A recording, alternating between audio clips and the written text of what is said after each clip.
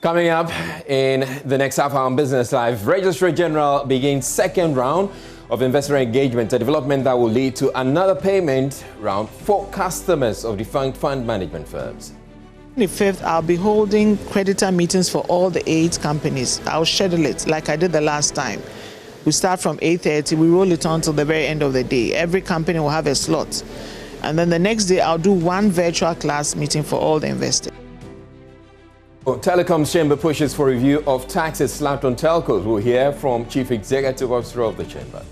It's important that if we really would want to push government of Ghana's digitization agenda, we engage properly, collaborate with government to ensure that we can reduce the incidence of taxes that are on the industry. And entrepreneur Robert Coleman aims to transform the name of football by constructing an artificial pitch in every constituency. He tells us how far he has gone with this vision on the Joy Business Van. I'm Israel Lai, and the details come up in a bit.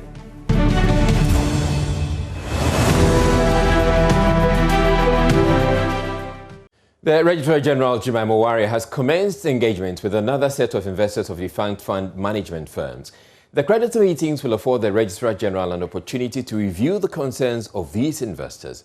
And concluding these engagements will afford the department an opportunity to kickstart another payment process for customers of these 8 fund management firms. From the 25th to the 26th of November, I'll be holding creditor meetings and class meetings.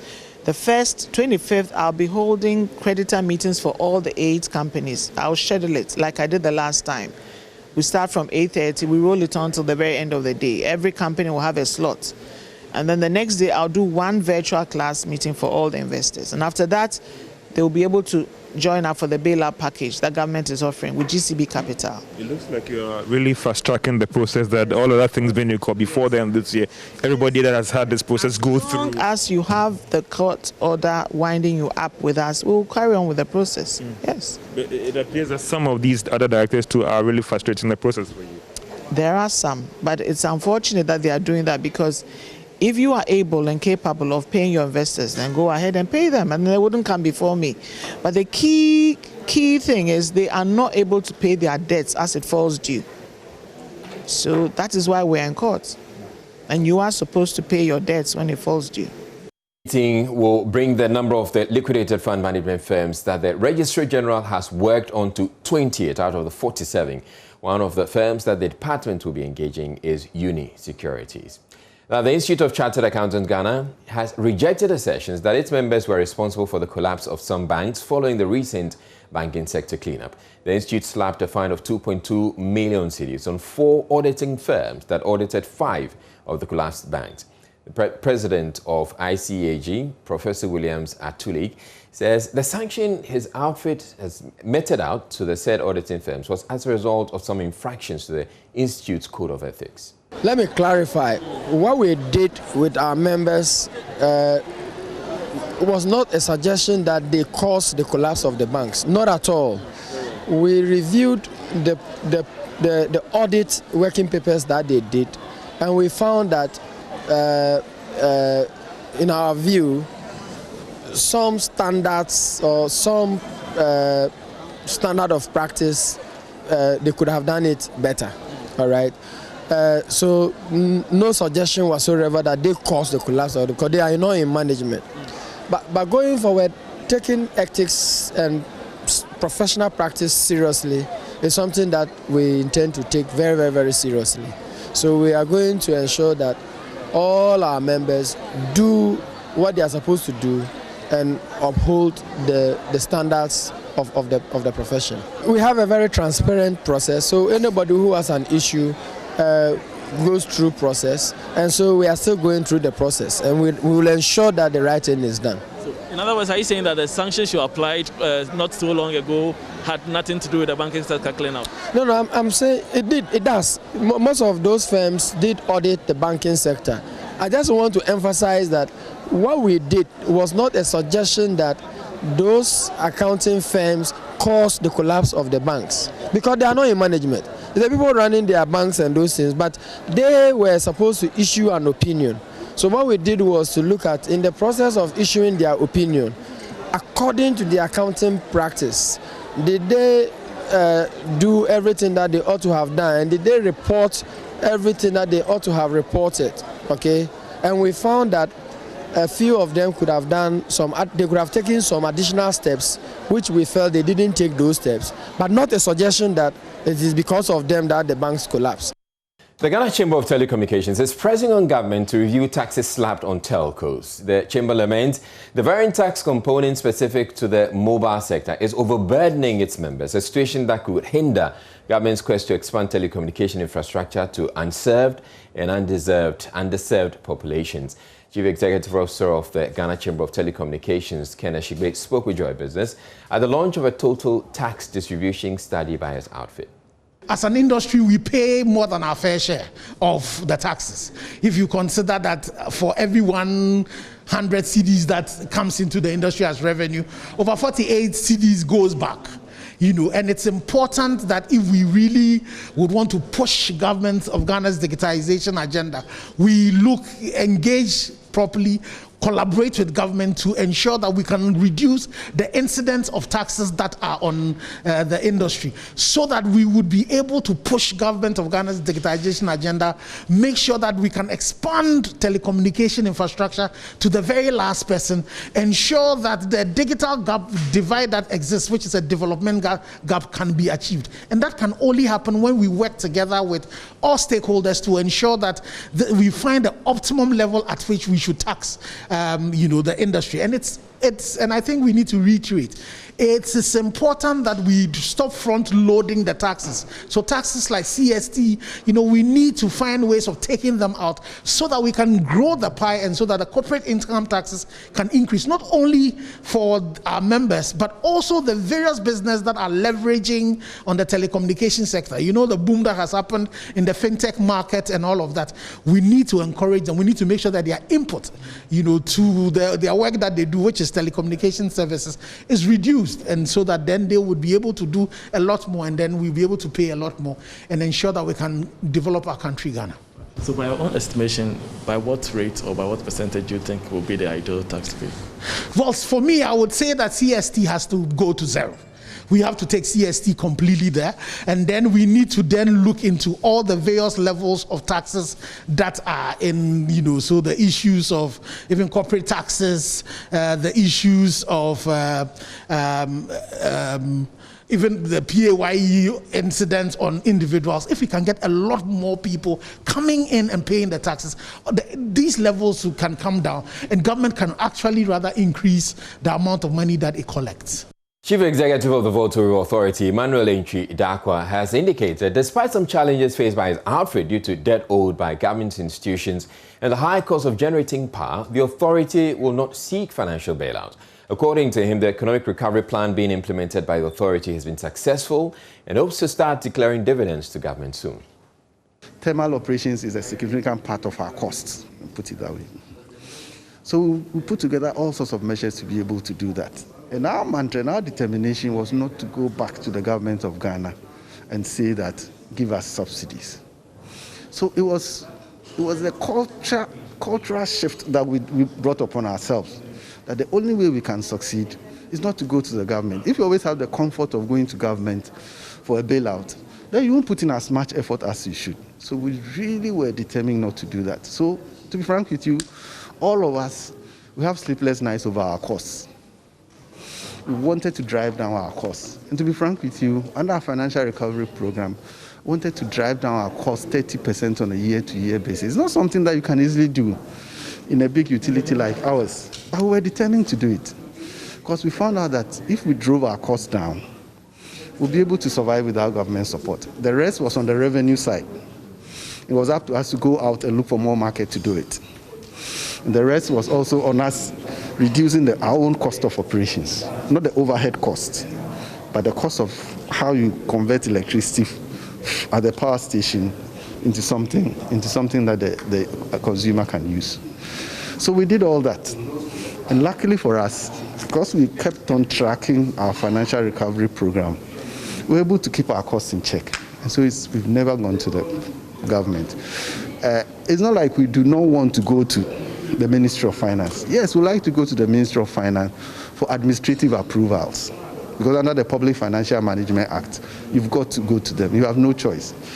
But I'd rather not go to them for a bailout, not even under COVID circumstances. We are determined not to let that happen. Aviation expert and former Chief Operation Officer for Africa World Airlines, Sean Mendes, says COVID-19 vaccinations for international travelers should not be a must. International air travel could bounce back next year, but with the new rule that travelers to certain countries must be vaccinated against the coronavirus before they can fly. He explains his position. I don't think it's necessarily too aggressive an approach. I think a lot will depend upon the way it is implemented.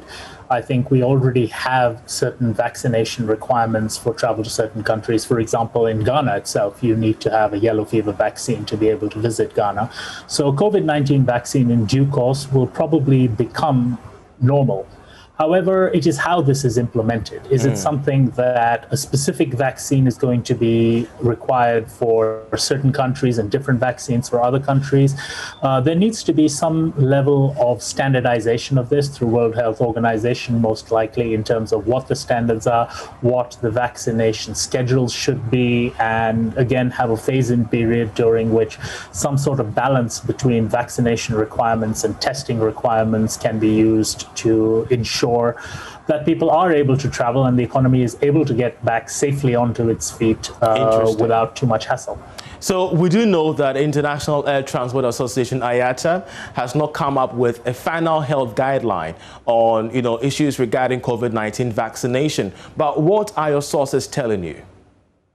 I think IATA's position has been very clear from the beginning that they support any regime which prioritizes testing or vaccination rather than quarantines or border closures. So IATA is definitely in favor of a regime as such, but we're in very early days of the vaccination. We still haven't had vaccinations rolled out on a large scale. They're still just coming out of test phases.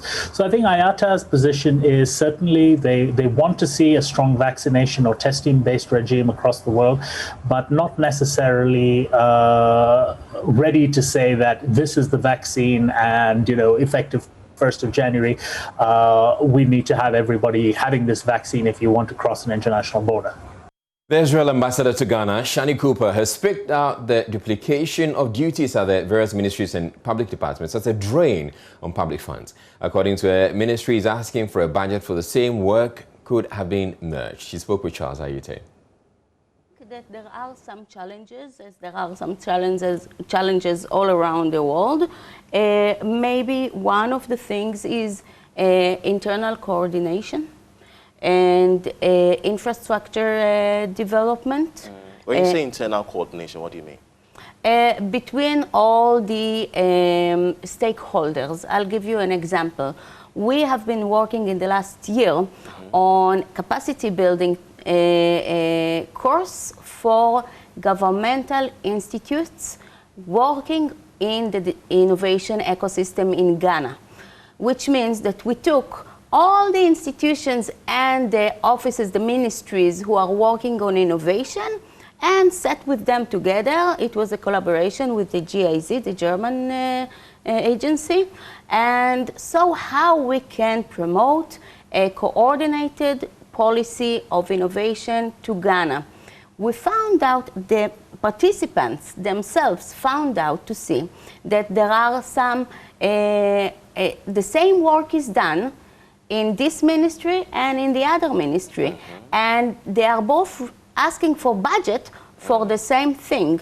So when they sat together, they understood that there are some fields that they have to come together and solve them together, and it will make the work on innovation more efficient. Or another example on innovation, if a startupist in Ghana would like to, he has a huge solution and he wants to show the world his solution, he doesn't know where to go. Now the government of Ghana has excellent tools for these startupists. They just don't know it. And the private sector have a lot of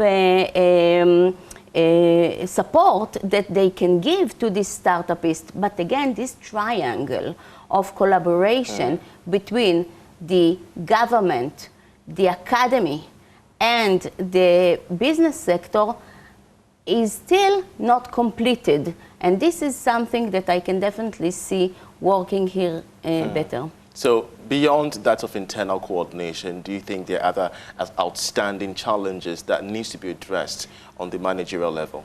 Looking at the CFTA, the Continental Free Trade Agreement, I think that infrastructure, roads and trains will be the next thing to do in Africa. Currently, Ghana has the biggest port in West Africa. I've been there. It is very, very impressive. And I want it to be the portal to West Africa. In order for it to be a portal to West Africa, for Israel, yes, and for Israeli companies to export through Ghana to the Central Africa or to other African sub-Sahara countries in Africa, there should be roads, good roads, so that the products will not,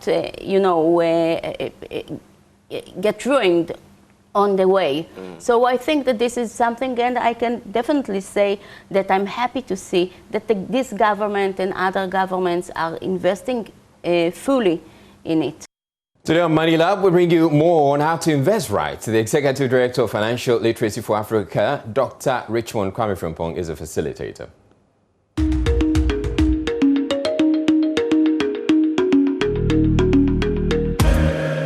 On Money Lab today, we delve deeper into investments. We've already talked about investment objective, duration, and risk-return profile. Now, to take a decision on what investment products to put your money into, your objective, your duration, and your risk-return profile will guide you into the different types of investment accounts we have. So if your objective is a long-term investment, then you should be looking at an investment that matures in 5 years or more.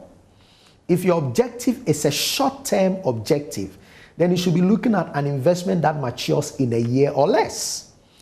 If your objective is just a mid-term objective, then you should be looking at an investment that matures between 2 years and 4 years. It is the understanding of these durations that will help you to take the right investment product decision, so that you do not put your investment into durations you are not ready for. When you don't do that, you are going to encounter difficulties in your returns, and that will discourage you from investing.